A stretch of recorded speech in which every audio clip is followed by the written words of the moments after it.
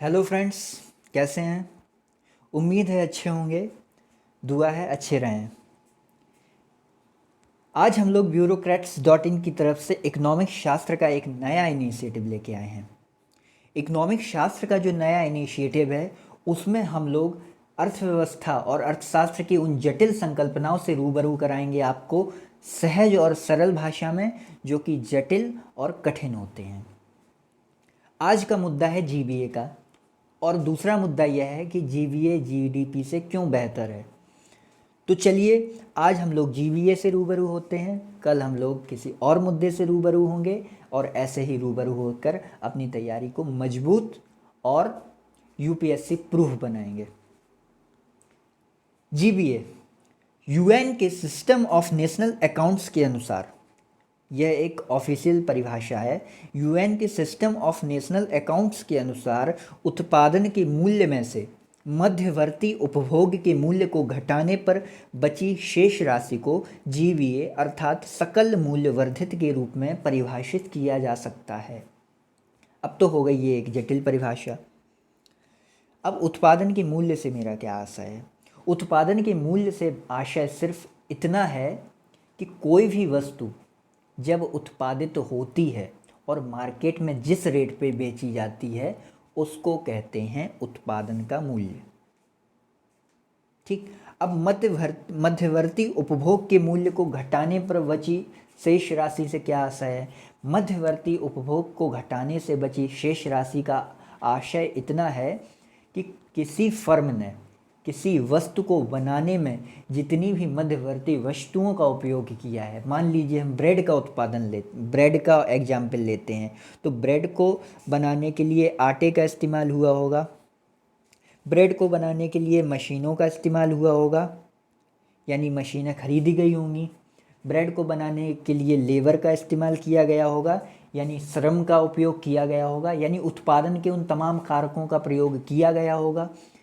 ठीक। तो यह हो गई मध्यवर्ती वस्तुएं। विशेषकर अगर हम लोग सिर्फ आटे को मध्यवर्ती वस्तु के रूप में लें, तो अगर देखें कि मान लीजिए 30 ब्रेड का उत्पादन किया, 30 ब्रेड पैकेट का उत्पादन किया गया है और उनका रेट है 30 रुपये, तो कुल मिला के ब्रेड का रेट कितना हो गया, 900 रुपये हो गया।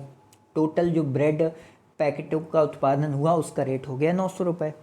अब मान लीजिए जो उत्पादक है उसने इसके लिए 60 किलोग्राम गेहूँ खरीदा, और 60 किलोग्राम गेहूँ का मूल्य था, 1 किलोग्राम गेहूँ का मूल्य था 10 रुपये, तो 60 किलोग्राम गेहूँ का मूल्य हो गया 600 रुपये। अब अगर हम लोग अर्थव्यवस्था में इस 600 रुपये और इस 900 रुपये दोनों को जोड़ देंगे तो एक त्रुटि आ जाएगी। उस त्रुटि को कहेंगे दोहरी गणना की त्रुटि। क्या कहेंगे हम लोग, इसको कहेंगे दोहरी गणना की त्रुटि। तो इसके लिए हम लोग करते हैं कि जिस व्यक्ति ने जो 600 रुपये की जो गेहूं का उत्पादन किया, उस उत्पादन में से हम लोग जो 900 रुपये का उत्पादन उसने ब्रेड बनाने वाले ने किया, तो उस उत्पादन में से जो 900 रुपये किया उसने, तो उसमें से हम लोग 600 रुपये को घटा देंगे। क्या करेंगे हम लोग 900 में से 600 रुपये को घटा देंगे, और 300 रुपये हम लोगों का जो बचेगा उसको हम लोग कहेंगे वैल्यू एडेड इन इकोनॉमी, यानी जो अर्थव्यवस्था में जो मूल्य वर्धित हुआ वह हुआ 300 रुपये, और वह किसने किया, वह उस फर्म ने किया जिसने ब्रेड का उत्पादन किया। तो यही है मध्यवर्ती उपभोग के मूल्य को घटाना। मध्यवर्ती उपभोग की वस्तु क्या थी, गेहूँ या फिर आटा, जो भी हम लोग कहें, गेहूँ या आटा, जो भी जिसके द्वारा हम लोग मध्यवर्ती उपभोग की वस्तु को लेंगे, उसको उसका मूल्य हम लोग अर्थव्यवस्था से घटा देंगे, क्योंकि इससे दोहरी गणना की त्रुटि आ जाती है। चलिए फिर बढ़ते हैं अगले चीज़ पे कि यह व्यक्ति उत्पादक उद्योग या क्षेत्रक के द्वारा जीडीपी में किया गया अंशदान है। अब उत्पादक उद्योग या क्षेत्रक के द्वारा, व्यक्तिगत उत्पादक कोई किसान हो सकता है जिसने किसी अनाज का उत्पादन किया है, तो उसका जो जीडीपी में अंशदान होगा उसको भी जीबीए में काउंट किया जाएगा। इसके बाद जो क्षेत्रक हैं, जो पर्टिकुलर क्षेत्रक इसमें दिया हुआ है, जैसे मान लीजिए ऊर्जा क्षेत्र है, या फिर वैद्युतिकी क्षेत्र है, या फिर फर्टिलाइज़र इंडस्ट्री है, तो इन जो क्षेत्रों का उत्पादन होगा उसके अंशदान को भी हम लोग फर्म वाइज जीबीए में काउंट करते हैं। अब साधारण शब्दों में इसमें लिखा हुआ है कि यह अर्थव्यवस्था में उत्पादित वस्तुओं एवं सेवाओं के रुपए मूल्य को प्रदान करता है। रुपए मूल्य को भारतीय अगर उसमें समझना हो तो भारतीय परिवेश में रुपए के रूप में उसका मूल्य प्राप्त होगा, यानी कितना उत्पादन कितने रुपए में उत्पादन हुआ। मतलब एक साधारण तरीके से समझिए कि आपके देश में 100 गैस सिलेंडर का उत्पादन हुआ।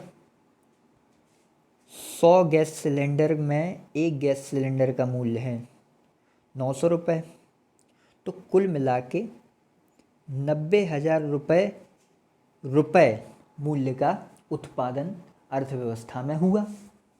तो यह मतलब है सेवाओं के रुपए मूल्य से, जो इनपुट्स और कच्चे माल की लागत को घटाने पर प्राप्त हुई होती है। अब इसमें इनपुट्स और कच्चे माल की लागत घटा दी जाती है, वही चीज़ जो हम लोग ऊपर करके आए हुए हैं गेहूं और ब्रेड के एग्जाम्पल में।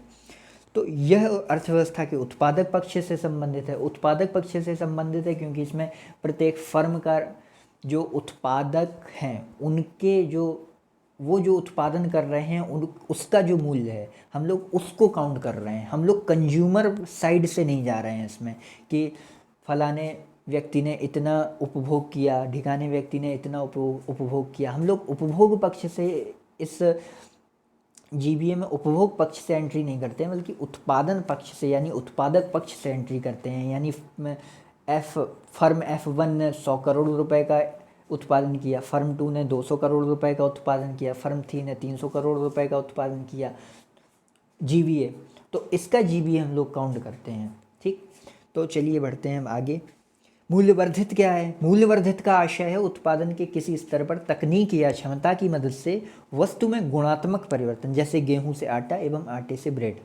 गुणात्मक परिवर्तन हुआ वस्तु में, यानी पहले वस्तु 10 रुपए की थी, अब 12 रुपए की हो गई, फिर 12 से 15 रुपए की हो गई वही वस्तु। मतलब वस्तु का जो परिवर्तन है वो गुणात्मक रूप से परिवर्तित हो गई। पहले वो गेहूं था, फिर आटा बन गया, आटा था वो ब्रेड बन गया। ठीक, जिसमें मध्यवर्ती वस्तु का मूल्य घटा दिया जाता है। वही चीज़ अगर हम लोग आटे से ब्रेड बनाएंगे तो आटे का जो मूल्य होगा उसको माइनस कर देंगे। यह घटाव इसलिए किया जाता है ताकि दोहरी गणना ना हो। इस चीज़ को हम लोग पहले से समझ चुके हैं। जीडीपी और जीबीए में क्या अंतर संबंध है? जीडीपी, अब यहाँ पे ये देखिए, ये लिखा है GDP at market price. GDP market price is equal to GVA plus net taxes बराबर प्लस नेट टैक्सेस, और नेट टैक्सेस को हम लोगों ने कोष्टक में लिखा हुआ है इनडायरेक्ट टैक्सेस माइनस सब्सिडीज। यानी इनडायरेक्ट टैक्सेस को जब सब्सिडी से घटा दिया जाता है तो उसको ही टर्मिनोलॉजी नाम दिया जाता है नेट टैक्सेस का। अब मार्केट प्राइस में यह टैक्सेस क्यों घटाए जाते हैं? मार्केट प्राइस में टैक्सेस इसलिए घटाए जाते हैं क्योंकि टैक्सेस जोड़े जाते हैं, सब्सिडी घटाई जाती है। और मैं गलत बोल गया। अब मार्केट प्राइस में ये क्यों घटाया जाता है ये आप लोग देखिए। मार्केट प्राइस, मार्केट में जब कोई वस्तु आती है तो सरकार उस पर टैक्स लगाती है। मान लीजिए वस्तु की लागत 100 रुपये थी, सरकार ने उस पर 10 रुपये टैक्स लगा दिया, तो जो टैक्स पेयर होगा वो हम लोग होंगे। फर्म अपना नुकसान तो करेगी नहीं, वह उतनी ही हिसाब से वस्तु का मूल्य बढ़ा देगी। तो उसमें मान लीजिए 10 गुणा 100 10% टैक्स लगा, यानी 10 रुपये टैक्स लग गया, तो वस्तु का मूल्य हो गया 110 रुपये, वस्तु का मूल्य 110 रुपये हो गया। तो जब मार्केट में वस्तु आई तो उस पर जब टैक्स इंक्रीज हो गया, टैक्स इम्पोज कर दिया गया, तो वस्तु का मूल्य 100 से बढ़ के 110 हो गया। जबकि जब वह उत्पादित हुई थी तब उस वस्तु का मूल्य 100 रुपये था, लेकिन टैक्स लगने के बाद उसका वस्तु का मूल्य 110 रुपये हो गया। तो इस कारण से प्रोडक्ट टैक्स उसमें जोड़ दिए जाते हैं, उसमें टैक्स इनडायरेक्ट टैक्सेस को जोड़ा जाता है। ठीक, इसके बाद इसीलिए तो उसमें लिखा होता है इंक्लूसिव ऑफ ऑल टैक्सेस। आप किसी भी चीज़ में कोई भी वस्तु आप मार्केट से खरीदिए, कोई भी जनरल स्टोर पे जाइए, तो उसके पीछे लिखा होता है इंक्लूसिव ऑफ ऑल टैक्सेस। वो इसीलिए लिखा रहता है क्योंकि उसमें टैक्सेस ऐड रहते हैं पहले से, और सब्सिडी घटा दी जाती है। सब्सिडी जो उन लोगों को प्राप्त होती है क्योंकि उनको अपना जो बेनिफिट होता है वो अपना बेनिफिट मुनाफा बढ़ाना होता है, इसलिए वो सब्सिडी को हटा देते हैं उससे। GV at basic price is equal to GV at factor cost plus net production taxes. Production taxes और प्रोडक्ट टैक्सेस में क्या अंतर है, पहले ये समझ लेते हैं, फिर उसके बाद इन टर्मिनोलॉजी को देखेंगे कि इनका क्या आशय है। प्रोडक्शन टैक्सेस और प्रोडक्ट टैक्सेस, तो चलिए प्रोडक्शन टैक्सेस और प्रोडक्ट टैक्सेस को समझते हैं। प्रोडक्शन टैक्सेस बेसिकली तब लगता है जब कोई फर्म लगी हुई है, उस पर कोई उत्पादन नहीं हुआ है। मान लीजिए, आप उदाहरण के तौर पे देख लीजिए कि एक कंपनी है जो जूते का उत्पादन करती है। एक कंपनी जूते का उत्पादन करती है। अब जब जूते का उत्पादन कंपनी कर रही है तो उसको उत्पादन के लिए एक जगह खरीदनी होगी। मान लीजिए वह उत्तर प्रदेश के लखनऊ में जूते उत्पादन के लिए एक जगह खरीदती है, तो उस जगह पे उसको रेंट देना पड़ेगा उस जगह का, ठीक। वहाँ पे जो लेबर काम करेगी उसको वेज देना पड़ेगा, यानी मजदूरी देनी पड़ेगी। उसके बाद जो पूंजी उन्होंने लगाई होगी, जो मार्केट से उन्होंने पूंजी उठाई होगी, या फिर उन्होंने सरकारी जो बैंक हैं वहाँ से उन्होंने जो लोन लिया होगा उस पे उन्हें इंटरेस्ट पे करना होगा और खुद प्रॉफिट कमाएंगे। तो इन चीज़ों पे जैसे रेंट है, जैसे संपत्ति कर है, सरकार ने संपत्ति कर लगा दिया, तो ये चीज़ें होती हैं प्रोडक्शन टैक्सेस। और प्रोडक्शन सब्सिडीज क्या होती है, मान लीजिए सरकार सोलर एनर्जी के लिए बहुत ज़्यादा समर्पित है, वह चाहती है कि हर व्यक्ति सोलर एनर्जी का उपयोग करे और जो रिन्यूएबल एनर्जी है उसका उत्पादन देश में बढ़े। तो सरकार क्या करेगी कि लोगों को इंसेंटिव दे देगी कि अगर कोई व्यक्ति अपने खेत में या फिर अपने घर में किसी भी प्रकार का सोलर पैनल लगाता है तो उसको निम्न रियायतें दी जाएंगी, यानी मान लीजिए उन्हें हाउस टैक्स नहीं देना पड़ेगा। तो जो ये इंसेंटिव्स हैं वह आएंगे प्रोडक्शन सब्सिडीज के अंतर्गत। अब प्रोडक्ट टैक्सेस क्या होते हैं, प्रोडक्ट टैक्सेस जब वस्तु उत्पादित हो चुकी है, मान लीजिए जूते का उत्पादन हो गया, तो जूते के उत्पादन के बाद जूते पे जो कर लग रहा है, एक जोड़ी जूते पे जो कर लगाया जा रहा है वो होगा प्रोडक्ट टैक्सेस। लेकिन अगर कोई फर्म है जो फर्टिलाइजर्स का उत्पादन करती है, किसानों के लिए उर्वरक का निर्माण करती है, अगर उस उर्वरक पे सरकार सब्सिडी देगी, क्योंकि सब्सिडाइज दामों पे ही उर्वरक दिए जाते हैं, तो उर्वरक पे जो सब्सिडी दी जा रही है वह हो जाएगी आपकी प्रोडक्ट सब्सिडी, ठीक। समझ में आ गया आप लोगों को प्रोडक्शन टैक्सेस में और प्रोडक्ट टैक्सेस में अंतर। प्रोडक्शन टैक्सेस उत्पादन के जो कारक हैं उन पे लग रहा है, प्रोडक्शन सब्सिडीज भी उन्हीं पे मिल रही है। प्रोडक्ट टैक्सेस क्या हो रहे हैं, प्रोडक्ट टैक्सेस जो किसी फर्म ने किसी वस्तु का उत्पादन किया उस पे जो टैक्स लग रहा है वो है प्रोडक्ट टैक्स, और उस पे जो सब्सिडी मिल रही है वह होगी प्रोडक्ट सब्सिडी, ठीक। अब GV at basic price is equal to GV at factor cost plus net production taxes, ठीक। अब बेसिक प्राइस और मार्केट प्राइस लगभग सेम चीज़ें हैं। फैक्टर कॉस्ट में क्या होता है, फैक्टर कॉस्ट में जो फैक्टर कॉस्ट होती है उसमें हम लोग भूमि के लिए रेंट देते हैं, श्रम के लिए वेज यानी मजदूरी देते हैं, पूंजी के लिए हम लोग इंटरेस्ट देते हैं, और उद्यम के लिए हम लोग प्रॉफिट गेन करते हैं। तो फैक्टर कॉस्ट को जब हम लोग काउंट करते हैं तो हम लोग उसमें से रेंट जो जितना दिया उसका मूल्य, जो मजदूरी जितनी दी उसका मूल्य, इंटरेस्ट जितना दिया उसका मूल्य, और जो प्रॉफिट कमाया उसका मूल्य ऐड कर लेते हैं, तो हम लोगों का फैक्टर कॉस्ट आ जाता है। इसमें हम लोग इनडायरेक्ट टैक्स या सब्सिडी काउंट नहीं करते हैं। लेकिन जब कोई भी चीज़ मार्केट में जाती है, मान लीजिए मार्केट में कोई चीज़ गई, अब मार्केट में जब वो वस्तु गई तो उसका जो फैक्टर कॉस्ट था वो है 100 रुपये, यानी उस पर जो कारक लागत आई वह 100 रुपये थी।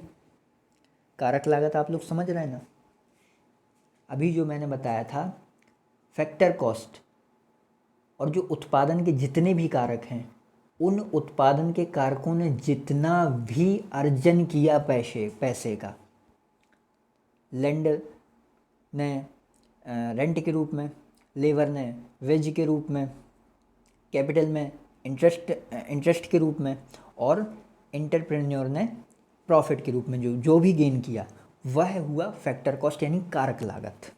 अब कारक लागत में मान लीजिए 100 रुपये की वस्तु है, सरकार ने 10% टैक्स लगा दिया तो 10 रुपये का टैक्स लगा दिया। अब मान लीजिए कोई कुछ वस्तुएं होती हैं जिन पे सरकार सब्सिडी देती है, मान लो सरकार ने 5 रुपये सब्सिडी भी दे दी उस पर, उसी चीज़ पे 10% टैक्स लगा दिया। 10% टैक्स उत्पादन पे लगा दिया, प्रोडक्शन पे लगा दिया, प्रोडक्ट पे लगा दिया। प्रोडक्ट के बाद जब वो प्रोडक्ट मार्केट में आया तो सरकार ने कुछ इंसेंटिव भी दे दिए, कुछ चीज़ों पे इंसेंटिव भी देती है, तो कुल मिला के वस्तु का मूल्य हो गया 105 रुपये। अगर मान लीजिए सरकार सिर्फ वस्तु के मूल्य पे टैक्स लगा रही है तो 110 हो जाएगा। अगर सरकार मान लीजिए सरकार ने कहा कि नहीं, हमारी देश की जनता इतनी सक्षम नहीं है कि वह वस्तु को 100 रुपये में ख़रीद ले, तो सरकार क्या कहेगी कि 5 रुपये का हम सब्सिडी दे रहे हैं, तो बस वस्तु का मूल्य हो जाएगा 95 रुपये। इसलिए आप लोग देखते हैं कि जो मार्केट प्राइस होता है उसमें जो इनडायरेक्ट टैक्सेस को जोड़ा जाता है और सब्सिडीज़ को घटाया जाता है, क्योंकि सब्सिडीज़ का जो पैसा होता है वो सरकार की तरफ से दिया जाता है, इसलिए उसको कट कर दिया जाता है मार्केट प्राइस से।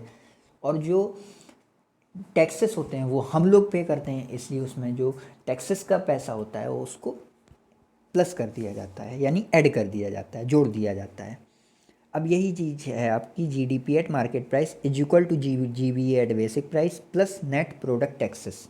प्रोडक्ट टैक्सेस आप लोग समझ गए हैं कि अब ये क्यों जोड़े जाते हैं, क्यों घटाए जाते हैं, ये भी आप लोग समझ गए हैं। एक बार मैं फिर से बता देता हूँ, कोई भी वस्तु उत्पादित होती है फैक्टर कॉस्ट पे, यानी कारक लागत पे। कारक लागत के 4 स्रोत हैं। जो लैंड होता है उसके लिए हम लोग रेंट पे करते हैं, जो लेबर होती है उसके लिए हम लोग वेज पे करते हैं, जो कॉस्ट जो कैपिटल होती है उसके लिए हम लोग इंटरेस्ट पे करते हैं, और जो एंटरप्रेन्योर होता है वो प्रॉफिट लेता है। तो ये हो गए उत्पादन के 4 कारक। उत्पादन के 4 कारकों द्वारा किसी वस्तु के उत्पादन में यह 4 चीज़ें लगीं और यह कारक लागत है। ठीक, अब इसके बाद कारक लागत के बाद वस्तु उत्पादित हो गई और उस पर प्रोडक्ट टैक्स लग गया। प्रोडक्ट टैक्स लगने के बाद वस्तु में मान लीजिए 200 रुपये की वस्तु थी, 200 रुपये की वस्तु पे 5% सरकार ने टैक्स लगा दिया कि भैया हमें 5% टैक्स चाहिए आपसे।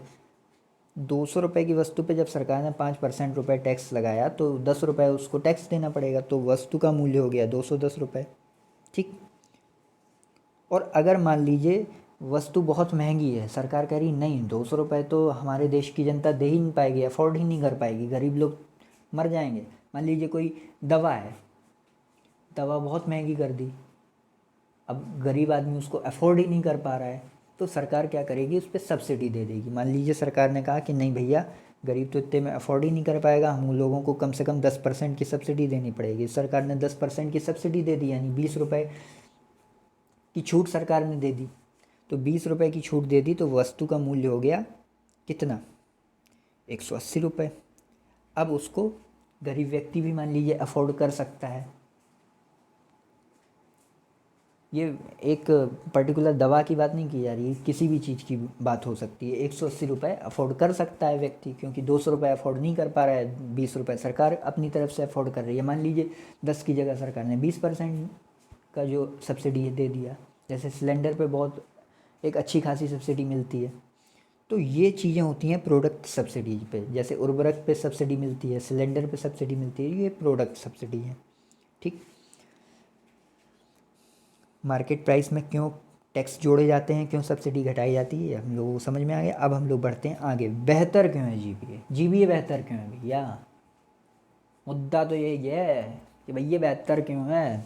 बेहतर इसलिए है क्योंकि जीबीए अर्थव्यवस्था के उत्पादन पक्ष से संबंधित है। अब उत्पादन पक्ष से संबंधित है तो उत्पादन पक्ष की हर गतिविधि जीडीपी में काउंट की जाती है। कितना उत्पादन हो रहा है, कितना टैक्स पे किया जा रहा है, कितना सब्सिडी दी जा रही है। जब इन सब चीज़ों की जो गणना हर सेक्टर वाइज हम लोग करेंगे तो हमें हर सेक्टर का, चाहे वो उर्वरक सेक्टर हो, चाहे वो उर्वरक का क्षेत्र हो, चाहे वो वैद्युतिकी का क्षेत्र हो, चाहे वो पेट्रोलियम रिफाइनरी का क्षेत्र हो, चाहे वो किसी भी प्रकार का क्षेत्र हो, पावर कॉरपोरेशन का क्षेत्र हो, किसी भी प्रकार का क्षेत्र हो, हमें उसकी स्पष्ट जानकारी मिल जाती है कि इस क्षेत्र में हो क्या रहा है, वृद्धि हो रही है, कमी आ रही है, उत्पादन में कहाँ पे रुकावट आ रही है, अर्थव्यवस्था में कौन से ऐसे कारण हैं जिस कारण से यहाँ पे उत्पादन ठप है या फिर उत्पादन बहुत अच्छा है। इन सब चीज़ों की जानकारी हम लोगों को प्राप्त हो जाती है। इसमें वही चीज़ है कि इसमें टैक्स जोड़कर सब्सिडी घटाई जाती है, अतः अर्थव्यवस्था के प्रत्येक क्षेत्र द्वारा दिए गए टैक्स और उनको मिली सब्सिडी राशि का आकलन कर उनके कुल जीवीए की राशि अलग अलग निकालना संभव बनाता है। ठीक, संभव बना दिया इसने। अब क्या करता है, इसने क्या किया है कि इसने नीति निर्माताओं को नीति बनाने में सहूलियत दे दी है। क्या सहूलियत दे दी है कि अब हमें अर्थव्यवस्था के हर एक सेक्टर की जानकारी है। ठीक, हमें अर्थव्यवस्था के हर एक सेक्टर की जानकारी है कि किस सेक्टर में क्या हो रहा है, कहाँ पे वृद्धि हो रही है, कहाँ पे कमी आ रही है। इसलिए जब हम लोग इंसेंटिव देंगे, जब हम लोग इंसेंटिव यानी प्रोत्साहन राशि, जब हम लोग प्रोत्साहन राशि देंगे तो जिस सेक्टर में कमी आ रही है उसको प्रोत्साहन राशि देंगे, जहाँ पे कमी नहीं आ रही है वहाँ से हम लोग अपना पैसा निकाल लेंगे। यानी अर्थव्यवस्था में जो रुपए का आवंटन होगा वो बहुत उपयुक्त और रेशनल हो जाएगा। समझ में आई बात? अर्थव्यवस्था में जो पैसे का आवंटन होगा वह बहुत रेशनल और उपयुक्त हो जाएगा। जिस सेक्टर को ज़रूरत है उसको पैसा मिलेगा, जिस सेक्टर को ज़रूरत नहीं है, जो अच्छा प्रदर्शन कर रहा है, उसको हम लोग उतना ज़्यादा निवेश उसमें नहीं करेंगे। ठीक, और एक बड़ी बात यह है कि वैश्विक स्तर पे यह एक मान्य अवधारणा है, जो जीवीए की अवधारणा है। 2008 में सिस्टम ऑफ नेशनल अकाउंट्स जो यूएन का अंग है, उसने 2008 में इस चीज़ को मान्यता दी थी। 2015 में मॉस्पी यानी ministry of statistical and programme implementation, जिसका गठन 1999 में हुआ था, वह जो अपना अंग है देश का मॉस्पी, वह तक इस चीज़ पे काम कर रहा है 2015 से। और 2018-19 के बाद हम लोगों ने जीवीए को जीडीपी के लिए, जीडीपी के आकलन के लिए जीवीए को हम लोगों ने मान्यता दे दी। तो वह इसीलिए दी क्योंकि वैश्विक स्तर पे इसकी डिमांड है। वैश्विक स्तर पे बहुत सारे देश इस सर्वाधिक मान्य तरीकों को अपने प्रयोग में लाते हैं। इससे क्या होता है कि जो दूसरे देश हैं जहाँ पे जीवीए प्रयुक्त किया जा रहा है, जैसे वेस्टर्न कंट्रीज हुई, अमेरिका हुआ, कनाडा हुआ या फिर मैक्सिको हुआ, जो बड़े बड़े देश हैं, जो विकसित देश हैं, वो जीवीए को फॉलो करते हैं। तो जीवीए को फॉलो करने के कारण अगर भारत जीवीए को फॉलो करता है तो उनके दिमाग में एक छवि आएगी कि भारत अच्छी जो अर्थव्यवस्था प्रैक्टिस है उसको प्रैक्टिस कर रहा है। इस कारण से वह भारत में निवेश करने के लिए उत्सुक होंगे और इस बात से निर्भीक होकर यहाँ पे इन्वेस्ट कर सकेंगे कि भारत अर्थव्यवस्था के मामले में एक सही जो तरीका है उसको फॉलो कर रहा है। तो इसलिए निवेश हेतु उनके भारत के प्रति उनके मन में एक भरोसा उपजेगा और वो यहाँ पे अच्छा इन्वेस्ट करेंगे। तो कुल मिला के जीवीए जीडीपी से क्यों बेहतर है, इसके हम लोगों को शॉर्ट में 3-4 चीज़ें पता चली। पहला तो ये है कि वैश्विक निवेश और वैश्विक स्तर पे एक अच्छी प्रैक्टिस है, इसलिए जीडीपी से बेहतर है। दूसरा ये है कि जो नीति निर्माता हैं उनको नीति बनाने में सहूलियत मिलती है कि भैया किस सेक्टर को कितनी आवश्यकता है, हम उसकी आवश्यकता पूरी कर दें। तीसरा फैक्टर ये है कि जो जीडीपी है वह हमें सेक्टर वाइज इकोनॉमी की तस्वीर पेश नहीं करता है, लेकिन जीवीए हमें सेक्टर वाइज इकोनॉमी की तस्वीर पेश करता है। इसलिए हम लोगों के अनुसार और बहुत सारे अर्थव्यवस्था के विद्वानों के अनुसार जीवीए जीडीपी से एक बेहतर आकलन की विधि है। ठीक, तो भैया आज के लिए इतना ही। अब हम लोग अगले जो इकोनॉमिक शास्त्र का वीडियो होगा उसमें एक नई टर्मिनोलॉजी और एक नई शंकाओं के साथ आपके साथ मिलेंगे और शंकाओं का मिलकर समाधान करेंगे। तब तक के लिए धन्यवाद।